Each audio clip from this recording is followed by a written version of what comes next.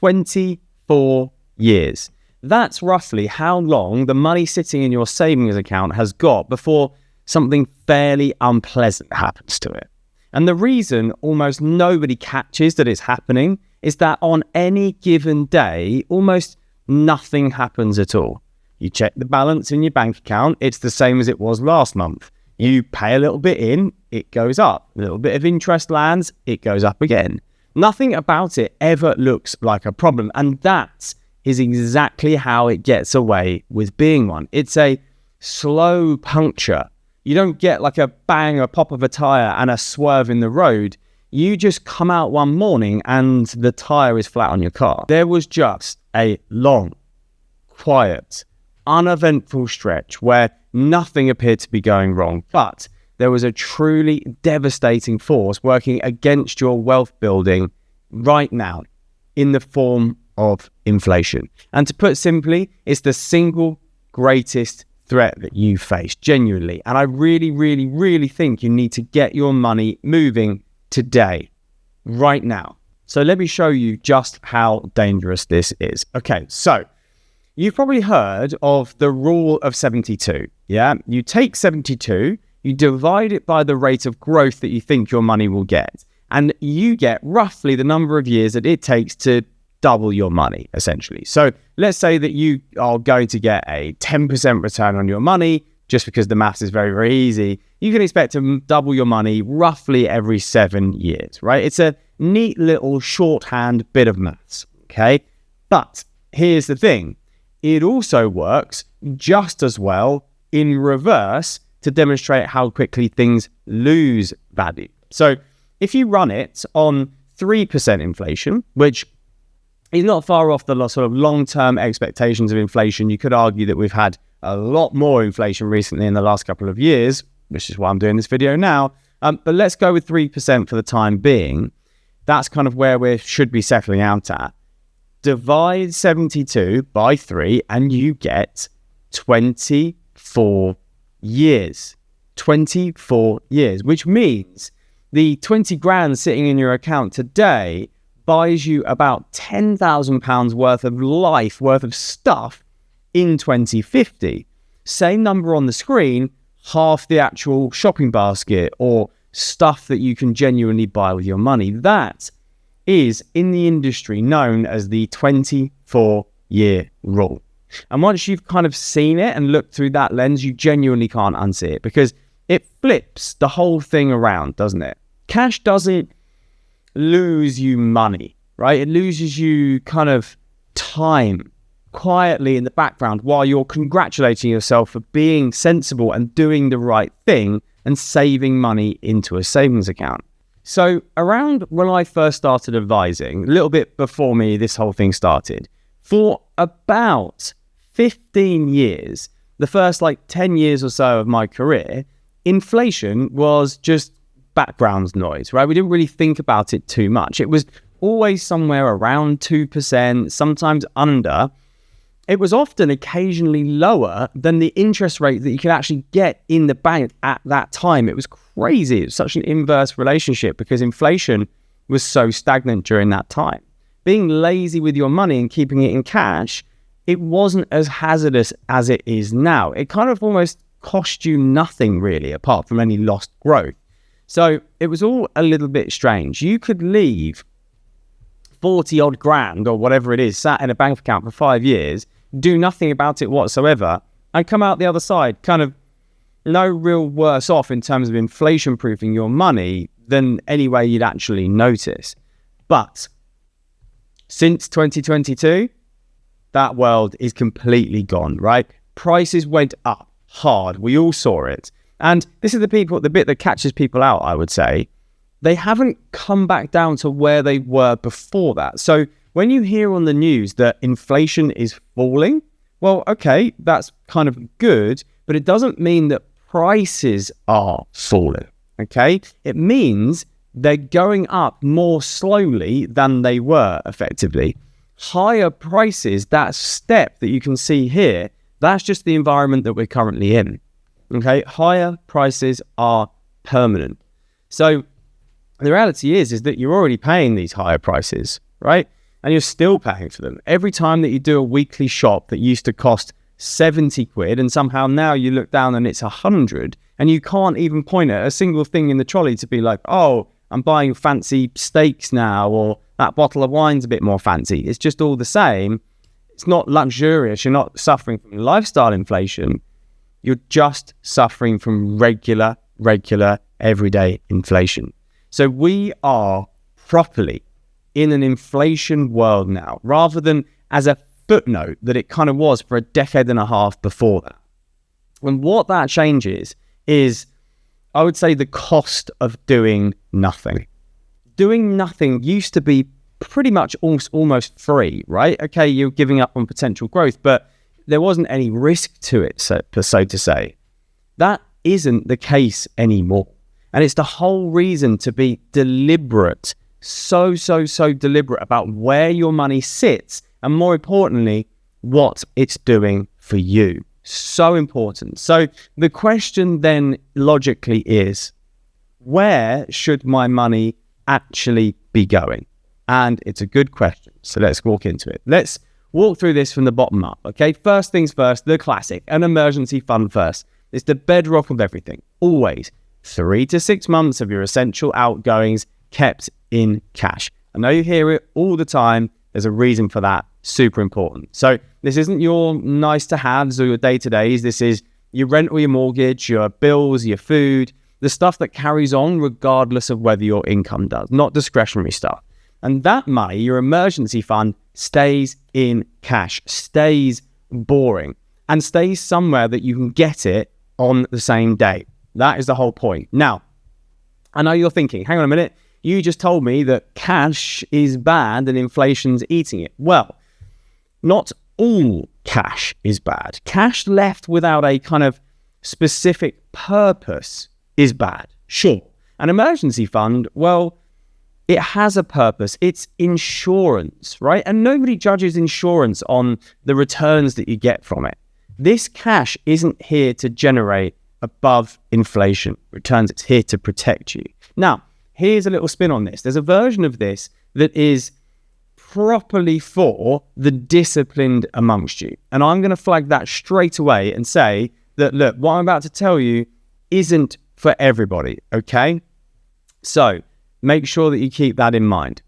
If you are the sort of person who is genuinely on top of and can handle credit facilities, so credit cards essentially, as in you never roll over a balance, you know the exact date that your 0% deal ends because it's written in your calendar with a big red ring around it.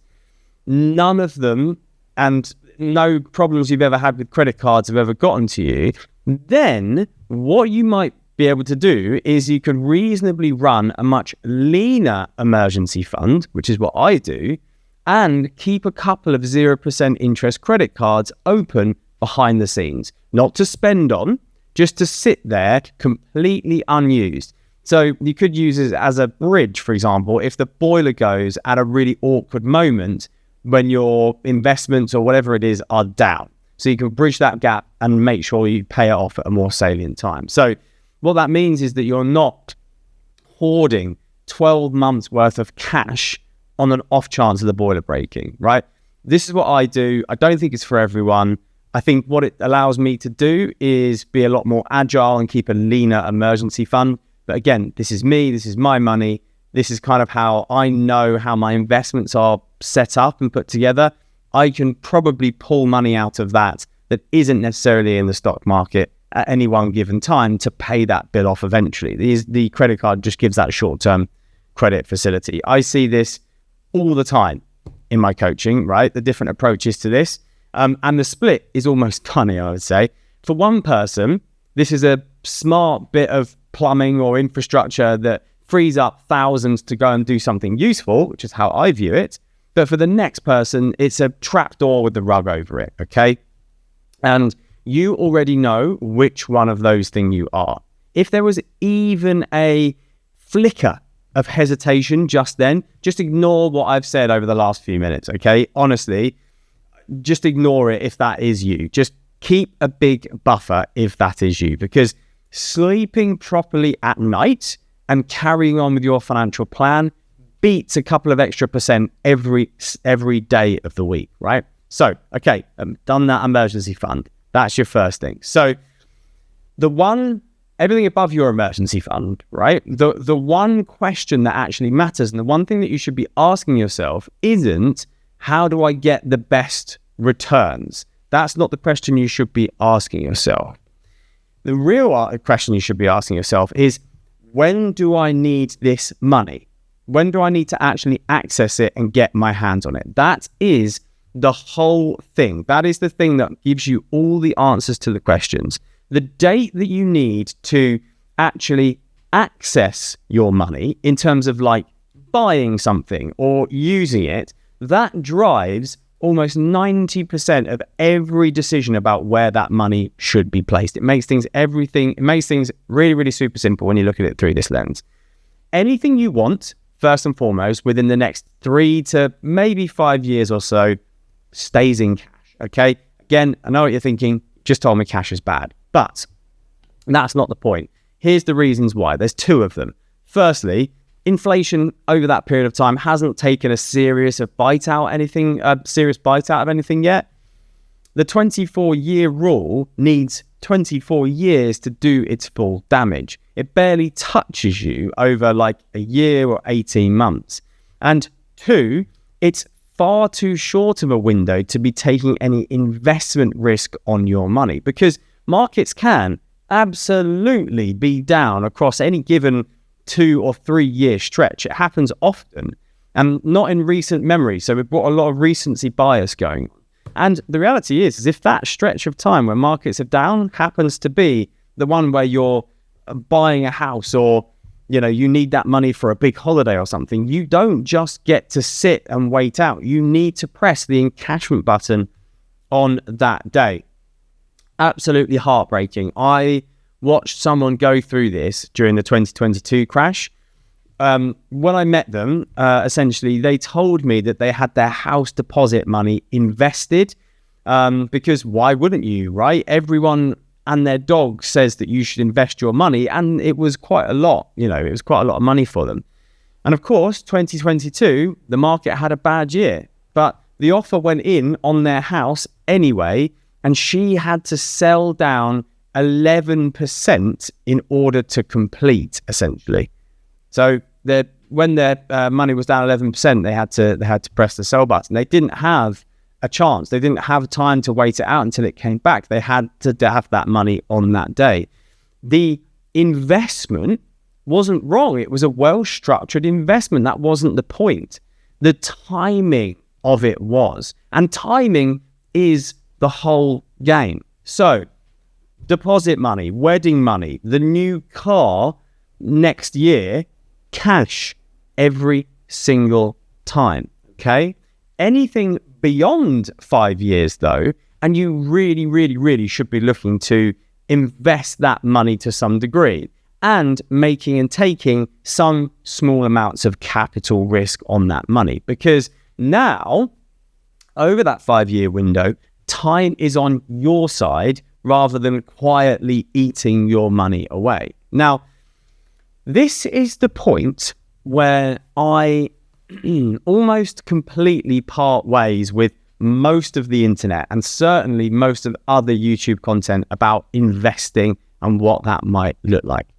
If you look anywhere online, particularly YouTube, as I've said, the standard advice for investing is to put every pound you have into a global index fund. That is just one pot, one fund that buys a tiny slice of thousands of the world's biggest companies at once. It is a decent solution. It's brilliant, right? I've got no battles, no wars with a global index fund. It's where the vast majority of my money is as well, for my equity exposure. And that's the key bit. For someone who wants to invest 100% of that particular slice of money into the stock market, a global index fund is perfect, right? Absolutely perfect. But the problem is that invest in a global index fund gets handed out like a paracetamol, right? To everyone for everything, regardless of what ailment they've got and what they actually need for their own circumstances. Here's the problem.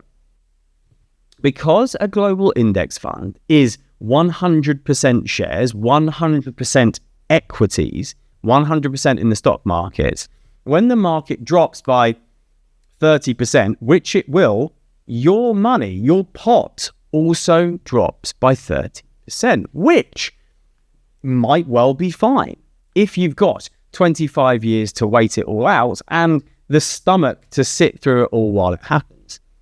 But if you've got, 8 years and you've never actually watched your money go through a crash before and it's all a little bit scary, you will sell at the wrong time. Investing is more about behavior and riding out the waves than it is by any compound growth spreadsheet, okay? It will make you sell because you'll panic if it's not the right sort of setup for you. And it wasn't the stock market or the funds that you picked that will have failed you, essentially, at that point.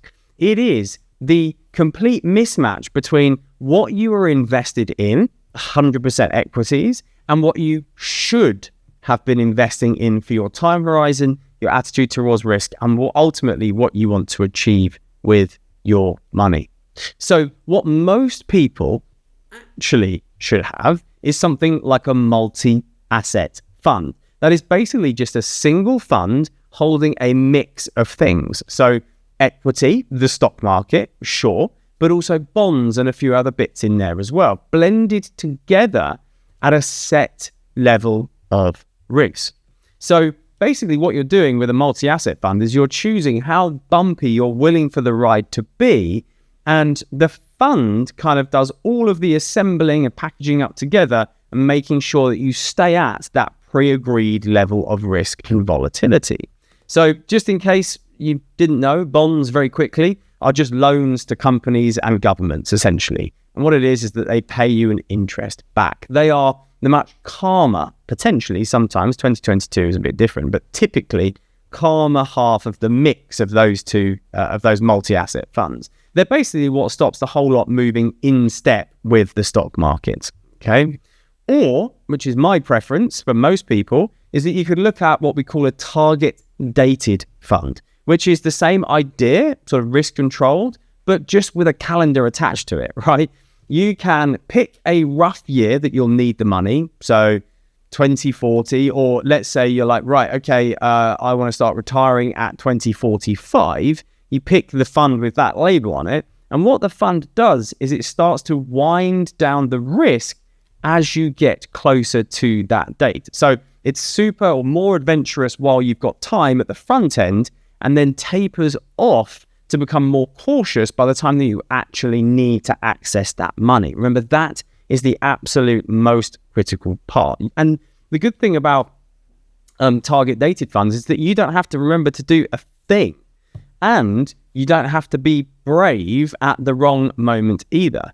It takes the risk off the table on your behalf, which sounds like some arbitrary small thing, doesn't it? Because it isn't, firstly, because the point where you're most likely to do something stupid is exactly the point where it's already been handled for you with a target dated fund. And that is the actual job here. Not hunting down like the best fund or, looking at what's got the most returns over the last 5 years or so, but holding a fund that you can actually live through without panicking, pointed squarely at the dates that you've got the need for that money at any one given time. Now, all of that is well and good, right? But the reality is that you're going to need to formulate a step-by-step plan to grow and build your wealth, which is why I really think that you should watch this video here next, because I go through that. If I were getting serious about money today, right now, what the exact steps and pathway I would take to build wealth. So give it a click and I'll see you there.